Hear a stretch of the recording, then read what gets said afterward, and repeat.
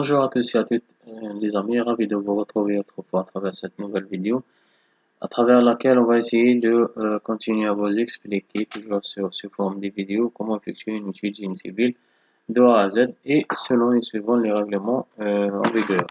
Ok, donc on a effectué déjà on a expliqué comment faire un prédimensionnement des poteaux et des poutres.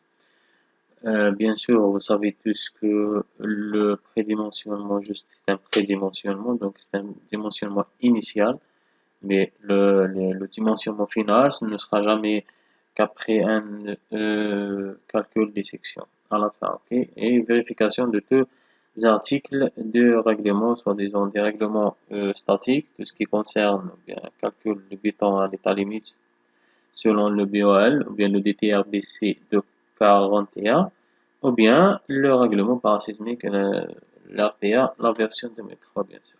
Ok. Vous allez remarquer à travers le prédimensionnement des poteaux et des poutres, on a effectué le prédimensionnement selon deux règlements, le BOL 99 et en parallèle, on a fait un prédimensionnement aussi selon le règlement parasismique algérien. Pourquoi? Puisque les poteaux et les poutres sont menacés par les deux types des actions, les actions statiques, bien, les charges permanentes et les charges d'exploitation, qui sont traitées par le BOL. Alors, et puis, en parallèle, les poteaux ou bien des poutres peuvent être calculés sous action sismique aussi ou bien dynamique. Et c'est pour ça qu'on a effectué le dimensionnement selon les deux règlements.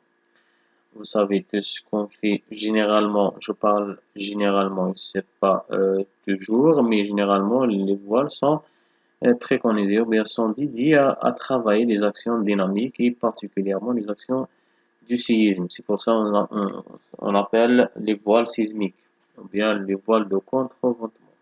Puisque généralement les voiles en béton armé, beaucoup plus, et surtout au nord d'Afrique ou bien en Algérie, sont des éléments qui servent à travailler ou bien à contreventer les structures. Ok?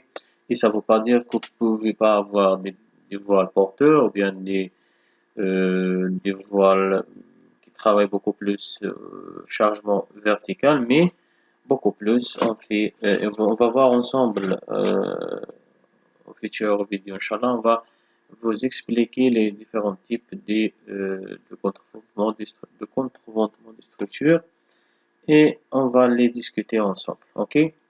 Donc aujourd'hui, on va essayer de vous expliquer comment effectuer un prédimensionnement de voile. Ok, bien sûr selon le règlement RPA 81 plutôt 2003 et c'est le même règlement DTR BC de 48.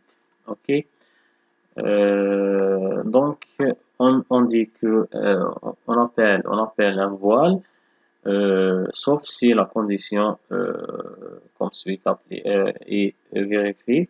C'est la longueur du voile est supérieure ou égale 4 fois l'épaisseur, 4 fois l'épaisseur A. Donc il faut que A plutôt L supérieur ou égale 4 fois l'épaisseur. Sinon, on parle pas d'un voile et on parle d'un élément linéaire et il sera calculé comme un élément linéaire et non pas un voile. Donc, ça sera calculé comme un potelet ou bien un poteau, etc. Ok? Voilà. Donc, si cette condition est vérifiée, on doit aller à la prédimensionnement. La prédimensionnement, c'est l'épaisseur. Lorsqu'on parle d'un prédimensionnement au niveau ou bien pour les voiles, on parle beaucoup plus d'épaisseur. C'est l'épaisseur. Et cette épaisseur est correspondant, bien, elle dépend de la hauteur. Donc, chaque fois la hauteur du voile est plus importante, donc on aura besoin d'une épaisseur importante aussi pour éviter le phénomène de flambement ou bien le flambement latéral. Ok, donc on doit effectuer le prédimensionnement de façon ou bien à la base de la hauteur du voile ainsi que la rigidité ou bien la rigidité au niveau des extrémités du voile. Ok, donc le voile, le dimensionnement d'un voile ou bien la section du voile, donc l'épaisseur est fixée selon deux facteurs très important. Le premier facteur, c'est la hauteur, qui s'appelle HE.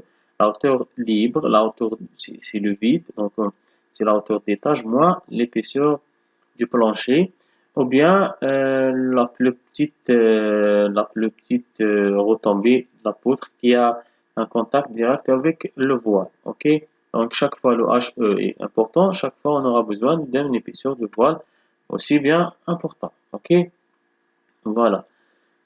Il y a le deuxième facteur, c'est l'extrémité au niveau des, ou plutôt c'est la rigidité au niveau d'extrémité. Si vous allez voir ici, un voile qui a deux poteaux, comme celui, un voile, voilà un voile qui a un poteau au niveau de deux extrémités, comme vous voyez ici.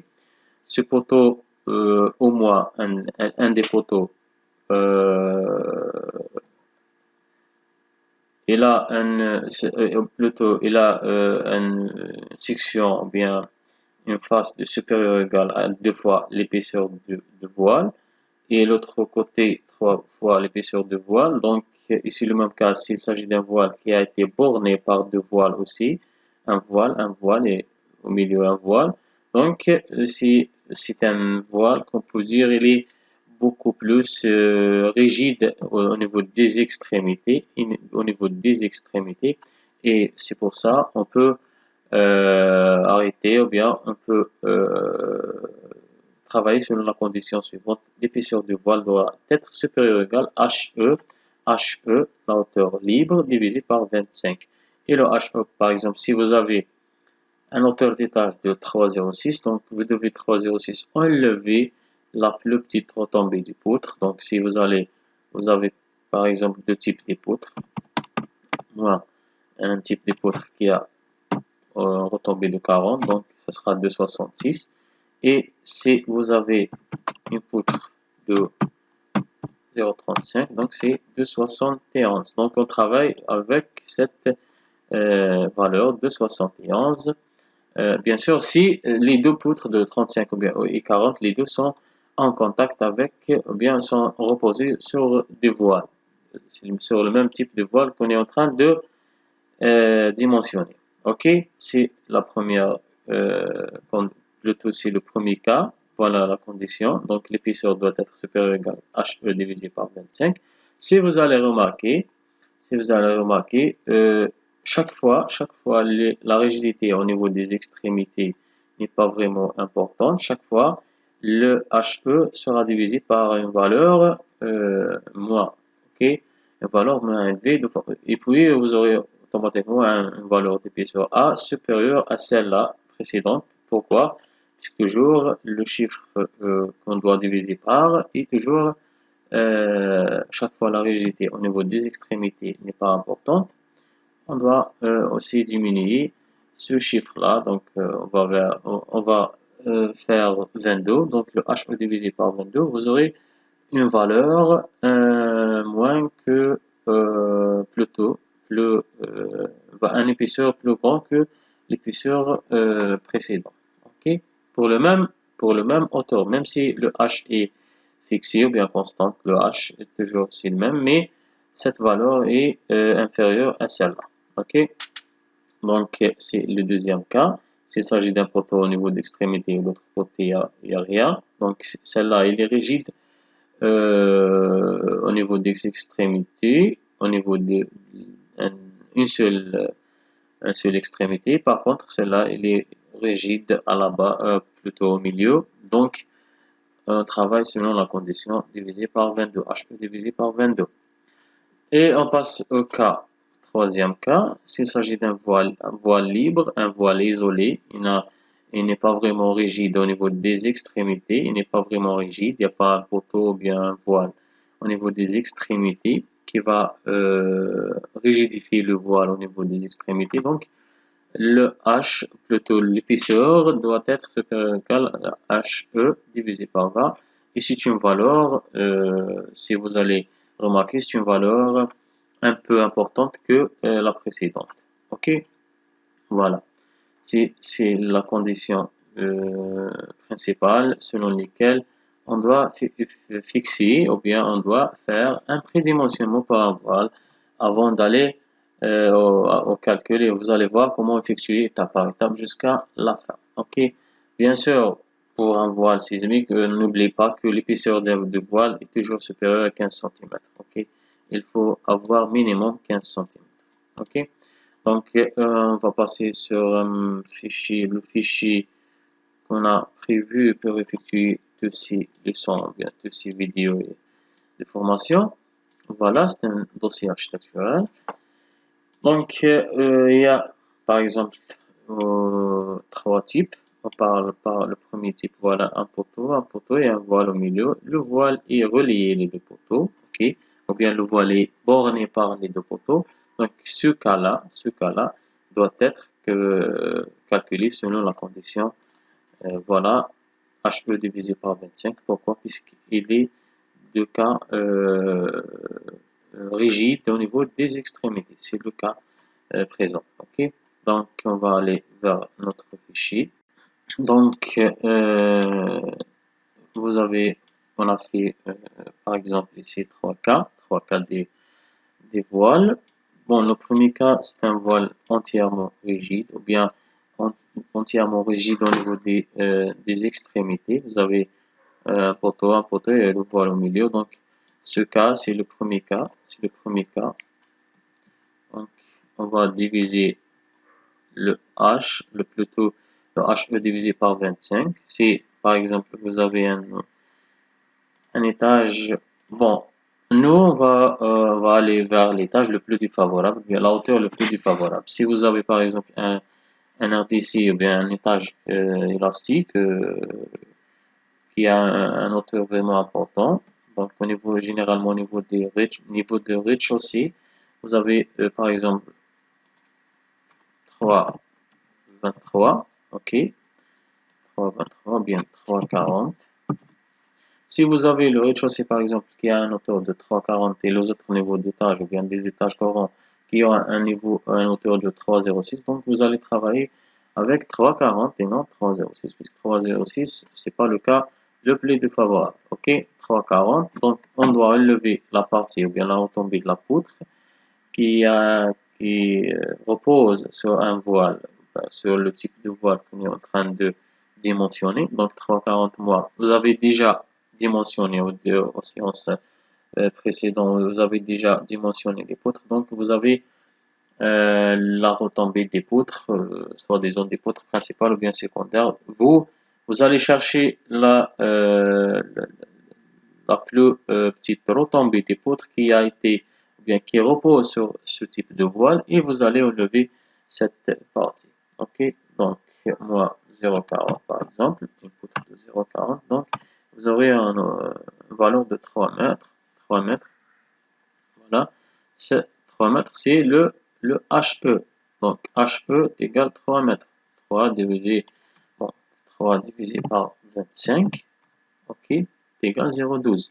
Donc il vous faut un voile qui a une épaisseur supérieure ou égale à 12 cm.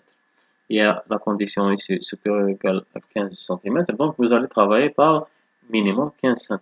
Mais si vous allez remarquer, généralement, nous on fait 0,20 pour ces valeurs-là. On fait 0,20 pour simplifier ou bien pour permettre d'implanter deux nappes de ferraillage et non seulement une seule nappe de ferraillage, surtout en zone sismique qui a des zones sismiques actives. Donc, une zone sismique active, donc vous aurez besoin d'une section d'armature vraiment importante et donc vous allez passer à faire deux nappes et deux nappes de ferraillage pour simplifier les choses et même l'exécution, la vibration, le coffrage et tout. Donc, on doit aller vers 20 cm d'épaisseur pour pratique, pour avoir quelque chose d'un peu simple et pratique. Ok, on passe au deuxième cas, un cas d'un voile attaché ou bien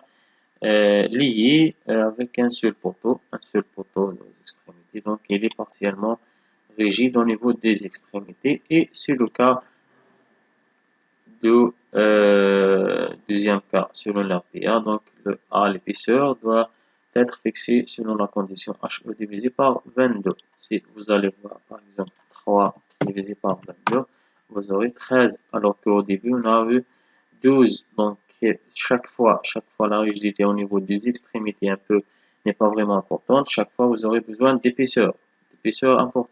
Ok, 13, mais toujours on travaille avec 15 et non 13, puisque l'APN nous exige de faire minimum 15 cm d'épaisseur.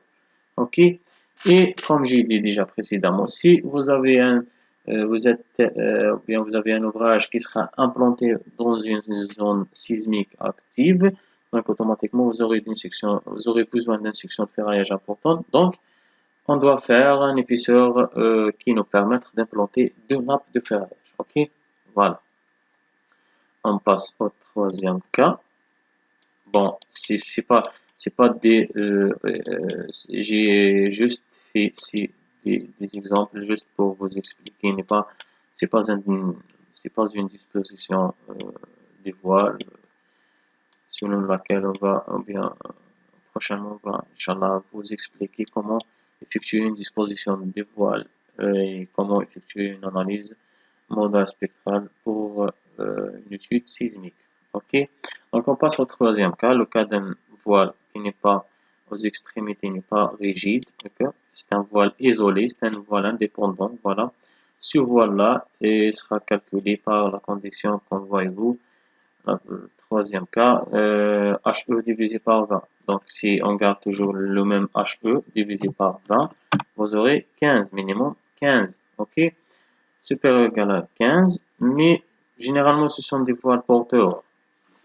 S'il s'agit plutôt des voiles porteurs, donc il y a un risque de flambement comme ça, il y a vraiment une charge verticale importante, donc généralement on fait un épaisseur de 30, des voiles 25, et généralement on fait 30 pour des défauts d'exécution, puisque 30 c'est la largeur généralement de la section du poutre, donc on va assurer l'appui à 100% de la poutre. Ok, généralement on fait un voile de 30. Ok, donc j'espère que les choses sont claires. Je vous remercie pour votre attention autrefois. Merci autrefois et n'hésitez pas à poser vos questions à travers notre chaîne YouTube Zinotech ou bien notre page Facebook Civil Engineering DZ ou bien à travers l'ensemble des réseaux sociaux. N'oubliez pas d'abonner aussi sur notre chaîne YouTube Zinotech, c'est la nouvelle chaîne après avoir perdu notre chaîne YouTube Z Engineering. Ok, merci autrefois et au revoir la prochaine fois, Inch'Allah.